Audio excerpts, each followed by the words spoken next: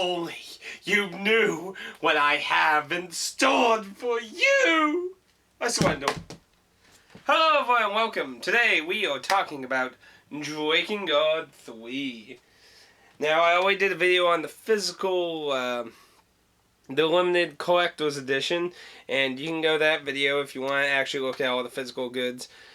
That already covers that. So, we're just going to take a look at the case. So, the front cover is unique to the collector's edition, so the collector's edition will look different from it, and I also get a soundtrack. The booklet is just a folded up piece of paper with, the usual eye problems and crap like that. So, Drakengard 3. Get down to the meat of it. Is Drakengard 3 worth your money? This is a debatable question, because a lot of people don't really consider Drakengard 1 and 2 very viable video games. Neo is probably considered the best in the series when it comes to America. Drakengard 1 and 2 have a lot of mixed feelings in the West for different reasons. The dubs being one particular reason. They have very noteworthy negative reviews about them. But anyway, we're here to talk about whether Drakengard 3 is a good game, a bad game, lives up to its series, or doesn't. So first thing, I don't consider Drakengard 3 like any of the 3 games. It's kind of like a mixed idea of the 3 games, with elements of Neo, elements of the Drakengard series mushed together, and it feels like it's trying to compromise its original series a little for it. So first thing, there are not big giant battlefields. There's like 2 I've ran into so far that are huge, and I've already did the first ending to give you some basis of how far I am. And there's only been 2 massively big open areas. Compared to Drakengard, that's just really disappointing, to be honest. I mean, almost like 70% of the Drakengard games are huge open areas with tons of units everywhere, and you can get on and off your dragon in most of these areas and burn the living crap or slice and dice them. And this is a bit, because mainly the dragon's been changed a lot. It's not like how it is in Drakengard 1 and 2. You can't just decide, I want to mount my dragon and start bullying the living crap out of everything. It's been reduced to certain segments of a stage that you can call it to help you in a particular fight, and then after that you continue the stage without it.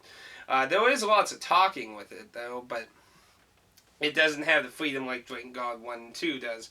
And you're not going to run into the huge, vast groups of soldiers like you did in Drakengard 1 and 2. Like, you're going to meet, like, groups of 10, 20 people at, like, most. And throughout the stage, you'll be lucky to have a pretty decent death count.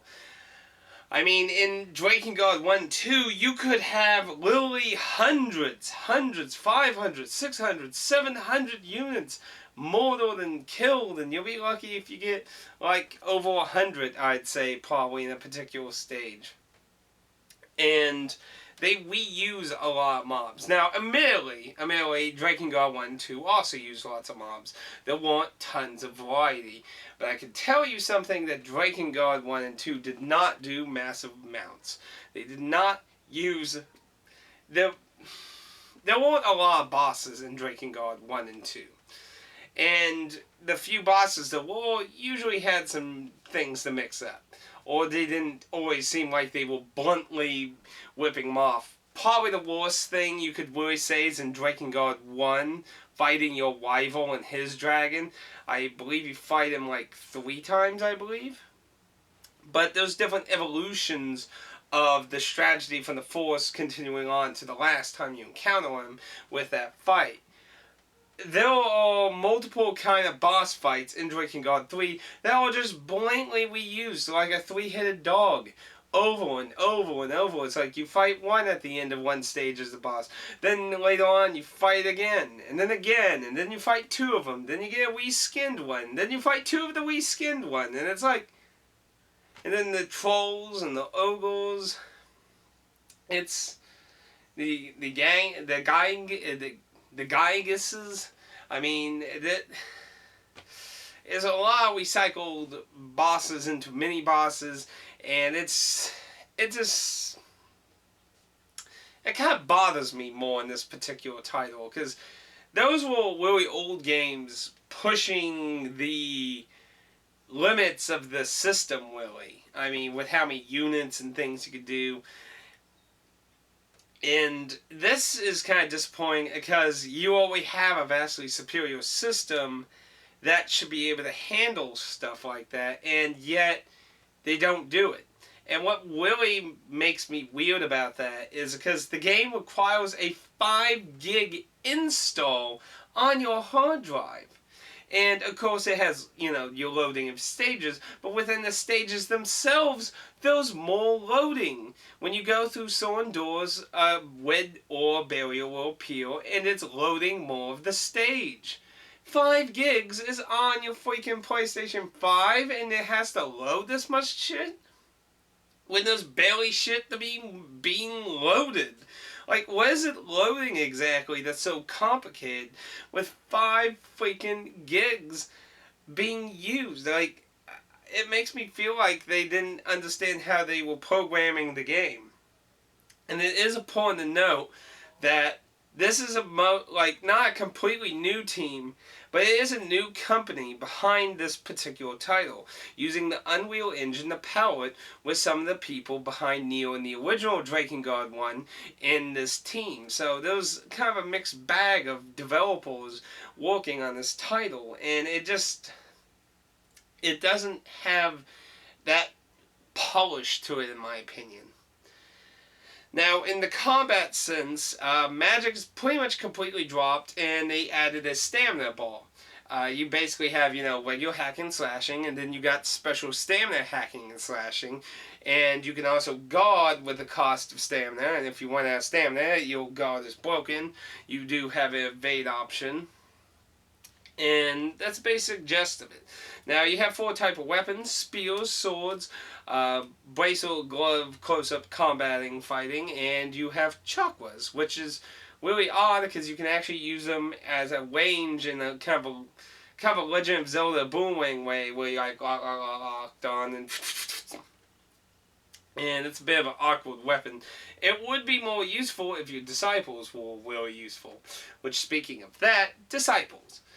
So, certain entries of Dynasty Warriors introduced having followers, little gods that would, follow you into combat, and you could have different ones, and different titles would have this mode. Disciples is the same idea. You have special gods that come with you. But the Disciples, let's be honest, the Drakengard series hasn't had intelligent AI. There was tons of soldiers on the battlefield and shit, so it's kind of hard to give them some really huge advanced AI. Sadly, your disciples apparently came from the exact same DNA, the exact same DNA pool, because they're just stupid. There are multiple times I found them running into the wall and just doing nothing useful at all. I'm very sorry if you can hear that. That's people yelling outside. I apologize if you hear that. I found multiple times where they're running into a wall, just like it's just really, really sad how stupid AI. And when they're actually near the enemy, they spend more time like walking around them instead of fucking kicking their asses. Like, what worthless characters. And there's no time I've ever found them useful. Like, if I was ever going to sit back and let them deal with a fight, it would take forever for them to ever win.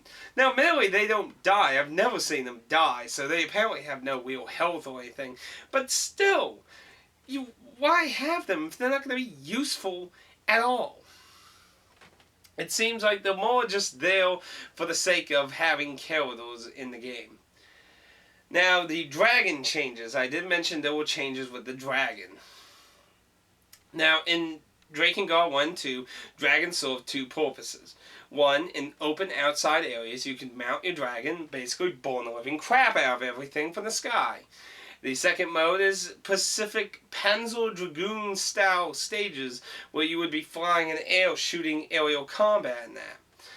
This particular mode does exist in Drakengard 3. There are a few special flight modes where you're taking out shit in the sky. Those are still around. When it comes to the normal battlefield, however, that's changed. First, any stages where you're mounted on your dragon, you're mounted. There's no getting off and going on foot. Second thing, it can be ground or air. Basically, you no longer just stay hovered in the air when you're on your dragon now.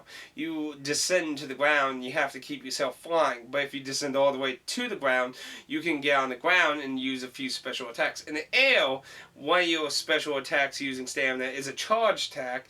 And when you're on the ground, your attack using stamina is breathing fire and charging straight ahead into groups of enemies. Aside from that, you can shoot normal fireballs in that. Now, a special new thing that's in for both of these characters is a tonal, which has to do with the main character's storyline, which they basically sing songs and stuff. When you enter a tonal mode, you basically are entering like a berserk stance that you would use to like take advantage of weakness or something to do massive damage and shit.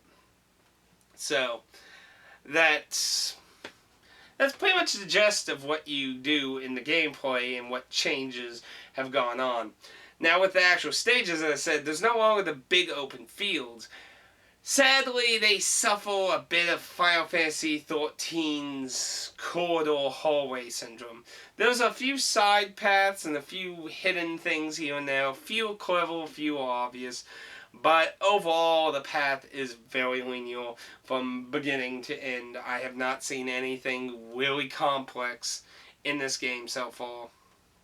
Now, admittedly, in Drakengard 1 and 2, I mean, you know, to progress the game, it's pretty much from A to B. But, I mean, there was a huge environment to explore and tons of units to kill and shit and find, you know.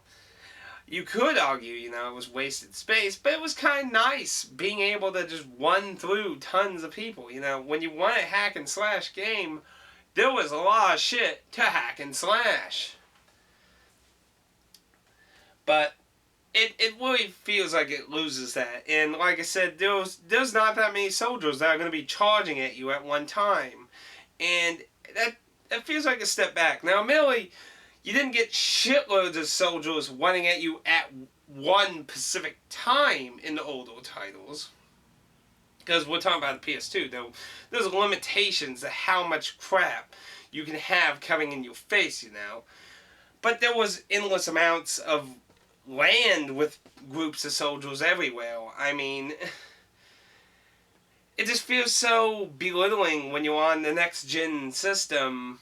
Well, I mean, you're not on what's currently now next gen, but you know, you were on the next system from the PS2, you had all this new power and processing and that, and it just feels like you more went to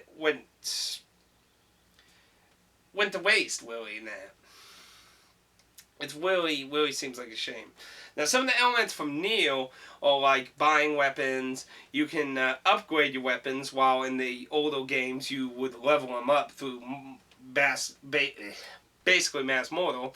So now you actually upgrade them with materials and lots of fucking money. And money can be acquired from enemies, boxes, and found. And usually you get some special item for killing a boss and that. So there's a number of ways of getting a lot of fucking money. And there are side quests you get from the merchant that also help you get money. Kind of the quest system, kind of like from Neo, I guess you could say. Now, it feels like they're really taking a more action-oriented system in this game instead of a hack and slashing like system. And I think that'll probably please Neo fans more.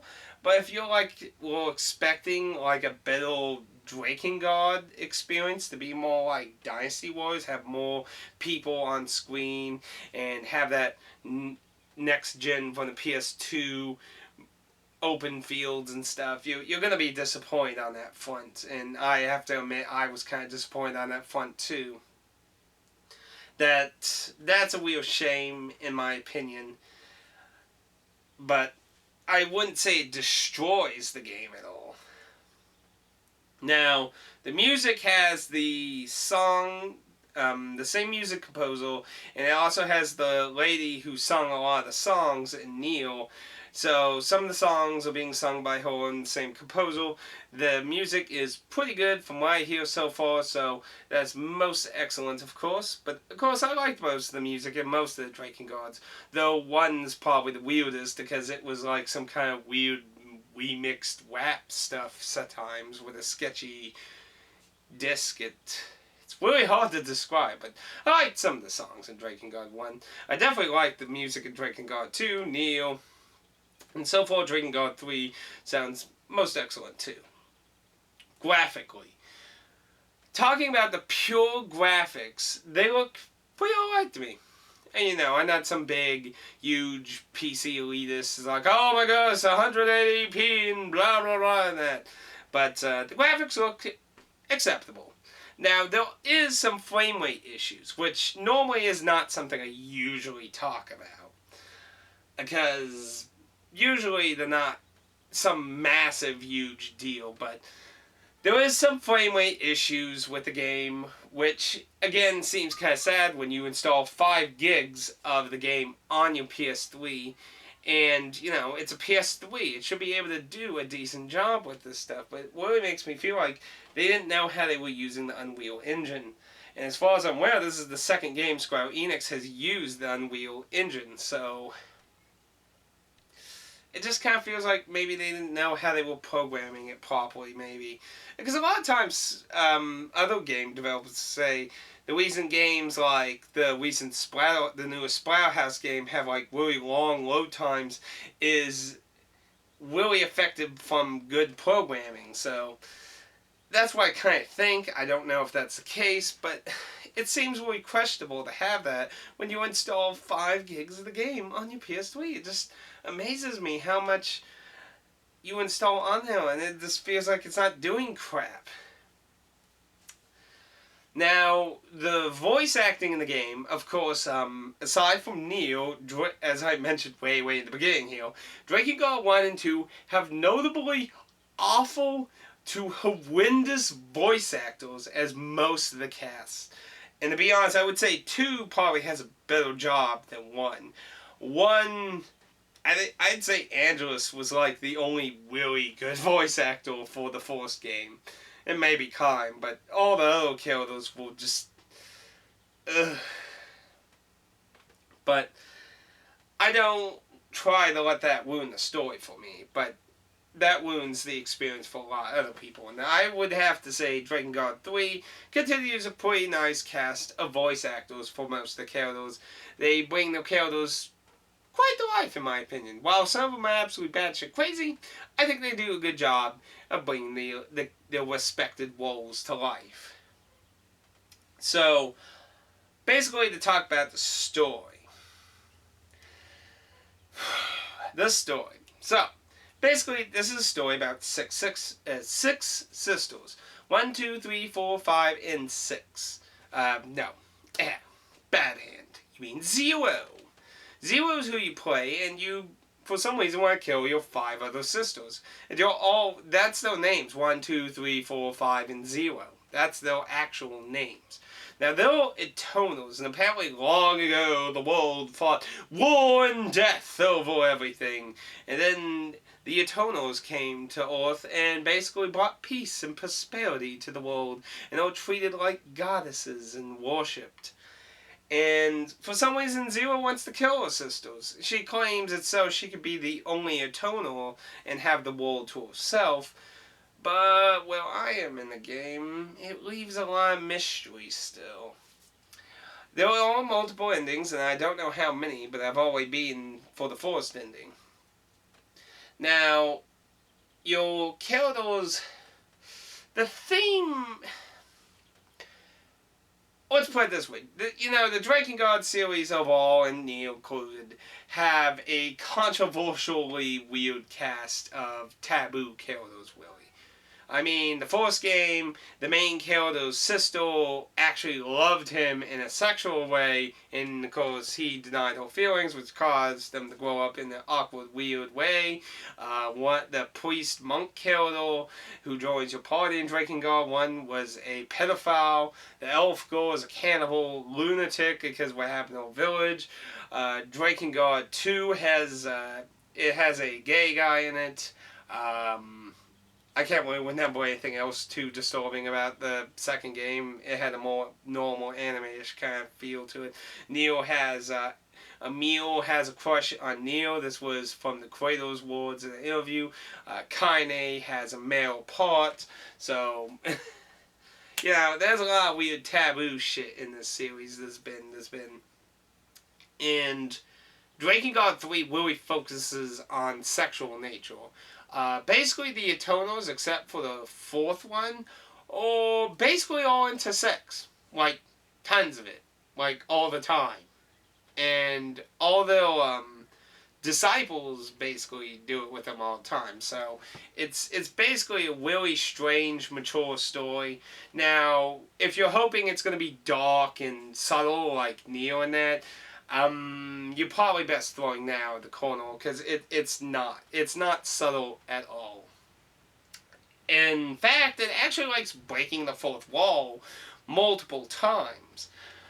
Basically, we're going to get on a little spoiler territory here, but for example, when you go and kill 5, which is your first sister you fight and kill, when you win and shit, you begin to stab her, and the screen changes to a weird cartoony image saying it's basically censoring this violence. Then after that, she gets murdered by someone else because she's still actually alive, but she fakes being dead to try and get the drop on Zero. And she gets murdered by someone else, and he took the opportunity to be free, starts bashing her and shit, and then it cuts the audio, and it starts saying, this audio has been censored because it is not meant for human ear consumption. While looking at the kills, they're like, whoa, and the dragon's like, ah. So, I mean, it's weird fourth wall breaking stuff. But there was some funny stuff, too. But it doesn't feel as subtle or fun as, like, say, Kaine, Neo, and Vice playing off their character roles and such off of each other. It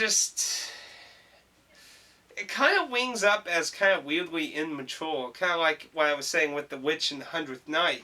With all the bleep, bleep, bleep. Which actually happens in the next branch of the game I'm in currently. There is, and this is like 10 hours into the game, there are scenes where, there is one scene so far, where the main character Zero starts cursing and it gets bleeped. It seems odd. I mean, I know like Neo had a fourth wall breaking thing with the king doing a Legend of Zelda kind of spoof thing with picking up an item, and it's not like you can't have a little fun with it, but there seems to be a lot of it in this, and it just kind of mixed feeling on the subject. But in the end, you came here to know what I thought about Drakengard 3 so far, and whether you should buy it or not. Now, I'm not disappointed with the limited edition, collector's edition. I'm very happy what I got with it, and I'm pretty satisfied with it. I'm not sure what the standard game is selling for in America, but I'd say $39 is probably a good, fair price for what you're getting in this game. If that's how much it is, then I think it's nicely priced. If it's $59.99, basically $60, which is usually what a new game would cost, I would say it's a tad bit overpriced then. It's not an awful game, and I have not found anything game-breaking, but I have found some issues. Like, there was 2 times I found the enemies actually in the environment itself, and I've had enemies clip through walls and stuff. So it's not exactly polished perfectly, but it's not exactly an awful game. But it's not really doing anything revolutionizing either so far from what I played. The mystery of what's going on so far is intriguing still, but Nimble I haven't been in, and this is a force of questions. So I would say around 39-ish and below, obviously. Cheap with the bill is always a good thing. But if you're wanting to get new and supportive to the game, 39 personally sounds like a bill price for the quality of the content so far. That could change when I beat it, but I have to actually beat it for that knowledge. But I'm not exactly disappointed if you're willing to kind of let go of a little what you were expecting. If you're holding Silent Hill 2 standards to it, and if you never hold that kind of way, a common thing that a lot of Silent Hill people always say about newer Silent Hill games is that fans hold it up to Silent Hill 2 and say it's not as good. Silent Hill 3, not as good. Silent Hill 4, not as good. Silent Hill Homecoming, not as good. Very good reasons. Silent Hill Downpour, haven't played it yet, but a lot of people say it's not as good. Origins, not as good. Blah, blah, blah. Always holding it up to the Silent Hill 2 standards. That's what that all means if you never heard that before. But, if you don't quite hold it up to its series standards so much and consider some of the changes, I wouldn't say it's bad, but if you were expecting something like Drakengard 1 or 2 with a better graphics and everything, you're not going to really find it, sadly. It's not that similar to the older Drakengard games. It does retain hacking and slashing still, but it feels like they're trying to more an action-y way, but it's still hack and slashy too. So it's just really tricky to talk about, to be honest. But if you have any questions or anything, feel free to leave a comment down below and let me know what you think. I will gladly answer any additional questions you have on the title, and those are my thoughts on Drakengard 3. It's really in the middle ground with me at this point. Hopefully, by the end of the eventual, maybe I'll have a different mindset and think it's really good. But only time will tell. Till next time, everyone.